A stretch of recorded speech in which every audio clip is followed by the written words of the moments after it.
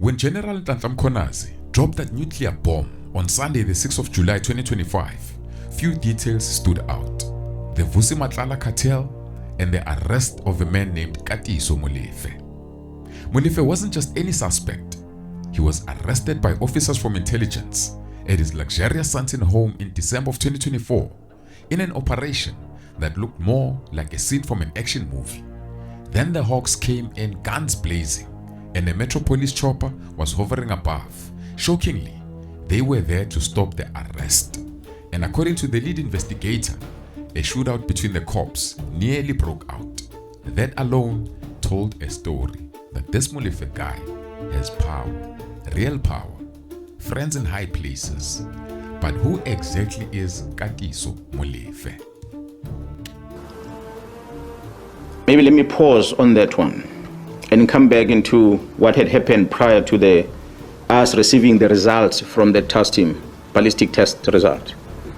On the 6th of December 2024, the task team visited the premises of the two of the high-profile syndicate, of which one, Mr. Katiso Molefe, was arrested for the murder of Mr. Swart of Gauteng. During that arrest, an unusual activities were observed whilst the team were busy with the operation. These activities included a dispatching of members of the South African Police Service under the command of a senior manager at the head office to go and interrupt the operation that was unfolding. Fortunately, when they arrived there, the members realized that it is indeed a police operation, so they allowed the members to carry out their operation.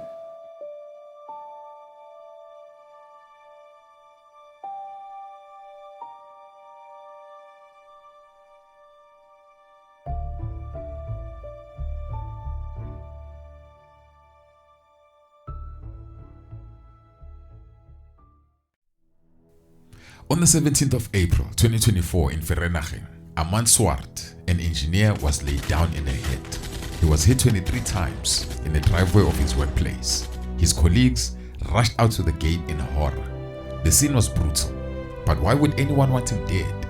Now, for those who don't know, the company Swart worked for supplied mechanical springs, each no bigger than a finger, to a middleman who had a Transnet tender. Now, the springs cost just 320 cents each, but the middleman inflated the prices to 152 rands per spring. Now multiply that by 8,000 units and suddenly the value jumped from 25,600 to 1.2 million rands.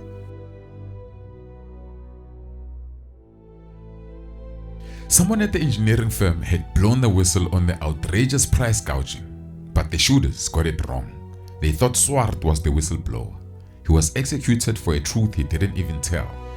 But Swart's hit opened the lid on something even bigger. The shadowy hit squad operating in Gauteng, complete with illegal hammers, hit lists, and deep connections to powerful people. And somewhere at the center of it all sits Katiso Molefe.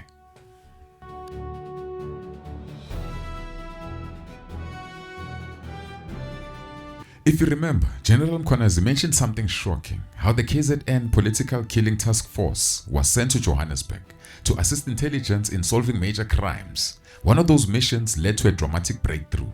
Now, on the same day that Amand Swart was laid down, police made the arrest. They moved fast and effectively. They caught the suspects red-handed, with stolen cars that were used in their hit, unregistered hammers, and crucially, the burner phones that were used for planning the hit. But what shocked investigators the most, the shooters were police members themselves. 3 police officers were arrested. Puletau, allegedly the leader of the hit squad and a veteran with over 30 years of service with the SAPS. Then Musakekana, who was also a serving officer, accused of being involved in the attempted assassination of Tebogo Tobejane. Then Tleho Mabusela, who's allegedly a cop by day and a shooter after hours.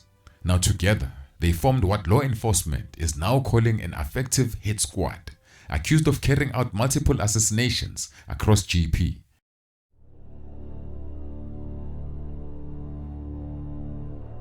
according to the state, Katiso Molefe is the shot caller, the man behind the curtains. He's accused of operating a hits-for-hire syndicate, with police officers acting as executioners.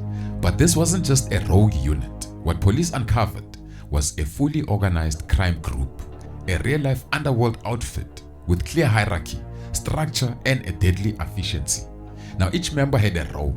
They were ranked by power, ruthlessness, and how much money they brought into the organization through criminal activity.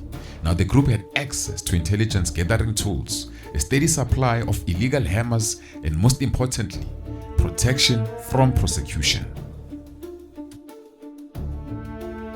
Dau, the alleged team leader, had access to police database, criminal profiling systems, and investigative tools. He used them to dig up dirt on their targets, plan attacks, and cover their tracks within the law enforcement system. This wasn't just corruption. This was military-grade criminal engineering hidden within the police force itself.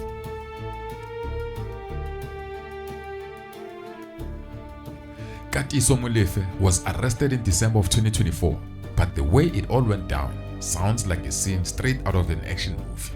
Now, according to police reports, when the officers arrived at his luxurious mansion in Santin, they stormed in with force. Inside, they found armed bodyguards ready to defend Molefe. Now, as the officers disarmed them and took control, Molefe made a series of desperate phone calls, one to General Godfrey Lebeya, the head of the Hawks, and another to a high-ranking official at the Metro Police. Now, within minutes, the Hawks arrived at the scene, weapons drawn, and a Metro Police chopper was in the air. Now, according to investigating officer, what followed was pure chaos. It almost turned into a gunfight between members of the intelligence, the Hawks, and the Metro Police. Now, everyone thought someone else was in the wrong. It was only after the intelligence officers clearly identified themselves that the Hawks stood down and allowed the arrest to continue.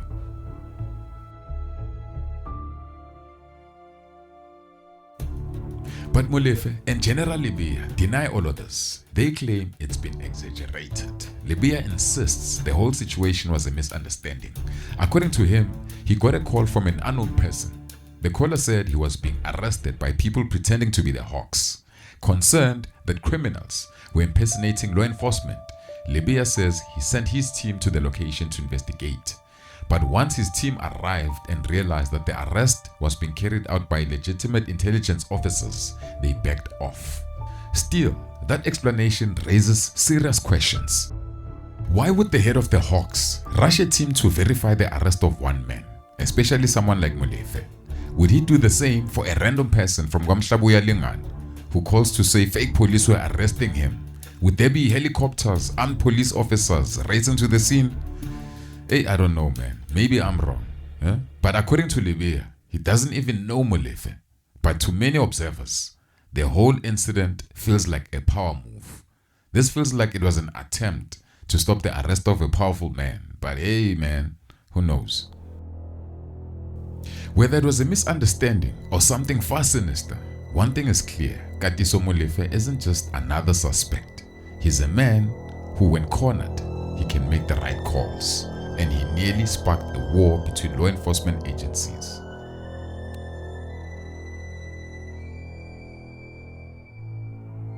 As Molefe was being arrested, police uncovered something damning inside his mansion. Documents linked to the Transnet tender that led to the head of engineer Armand Swart. Molefe denied everything. He claimed he had nothing to do with the tender scandal. Instead, he shifted the blame to his son and nephew, saying they were the ones involved in shady deals behind his back. His nephew, Lucky Molefe, is reportedly hiding somewhere in Mozambique. Lucky worked as a buyer at Transnet, and according to investigators, he was the one who manipulated the tender process to benefit his uncle. Even worse, it's believed that Lucky helped identify the whistleblower who exposed the massive price inflation in the deal. But the plan went horribly wrong. The hitman took out the wrong person, mistaking Swart for the whistleblower. Despite pointing fingers at Lucky and his son, communications between the hit squad and their team leader tells a different story. The assassins, when talking to Lucky or Molefe's son, they were in direct contact with Molefe himself. When questioned about this, Molefe gave another excuse. He claimed his son had been using his phone to organize shady business deals to avoid being traced. But that didn't explain why the money trailed, especially the payments to the alleged hit squad team leader, Tau, that led straight back to Molefe. Now Molefe's explanation, he says, Tau was a family friend and that money was just loans. But the police are not buying that.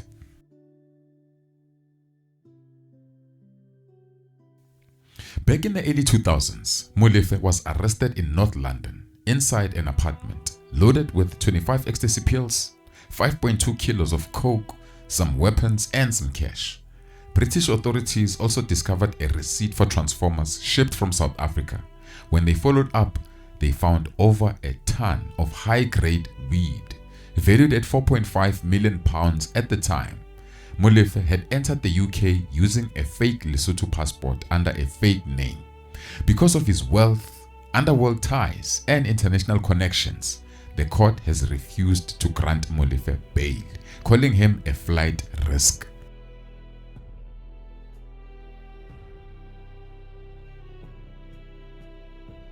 Now lately, Molefe is publicly known as a mining investor, owner of a construction company, and a man with multiple business ventures. But beneath the surface, authorities believe he's been running a sophisticated network that's involved in getting tenders, pushing dope, and laying people out if they try to stop their hustle.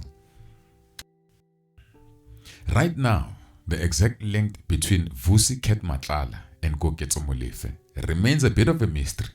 General Mkhwanazi has chosen to keep certain details under wraps for now. The investigations or the inquiries are still unfolding, and what lies beneath could shake the whole country to its core. But here's what we know, that the cartel is bleeding government coffers dry, using rigged tender deals, corrupt officials, and a network of fixers. It's a ruthless machine, and anyone who tries to block their cash flow gets hit. Now both Matlala and Molefe are currently behind bars denied bail as their trials move forward. The question now is, will the state have the courage and the power to secure convictions? Because remember, General Mkhwanazi made it clear that this cartel has deep roots inside the judiciary and law enforcement, with judges and police allegedly on their payroll. Now, will justice actually be served, or will the system protect its own?